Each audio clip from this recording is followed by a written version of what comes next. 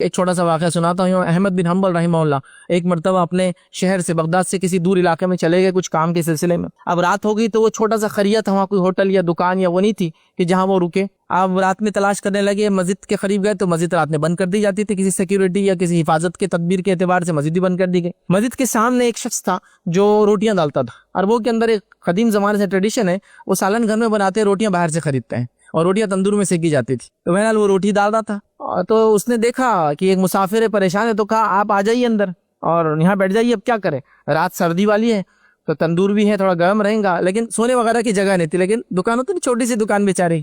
تو امام احمد بن حنبل رحمہ اللہ وہاں جا کر بیٹھ گئے. جب بیٹھ گئے تو دیکھا وہ آدمی رات جو آٹا گوندھ رہا تھا, چونکہ ابھی تو رات کی ابتدا تھی نا, وہ صبح کے لیے بنا رہا تھا چیزیں, تو استغفار کر رہا تھا, استغفر اللہ پڑھتے پڑھتے وہ آٹا گوندھ رہا ہے, فلاں کام کر رہا ہے. تو امام احمد بن حنبل رحمہ اللہ کو تھوڑا سا ایک خیال آیا, کیوں نہ اس سے پوچھتا ہوں, اس کو کچھ فائدہ ہوا نہیں ہوا اس استغفار کا, اتنا پڑھ رہا ہے یہ, مطلب یہ ہمیشہ پڑھتا ہوں گا.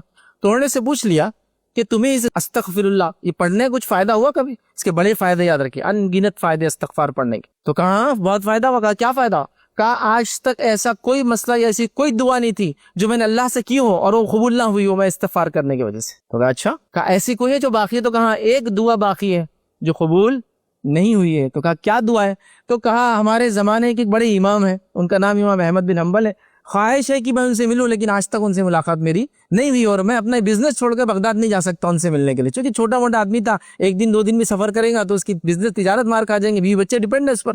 تو دیکھیے اللہ تعالیٰ نے امام احمد بن حنبل کو بھی اس سے ملا دیا. استغفار کی برکتیں یاد رکھی.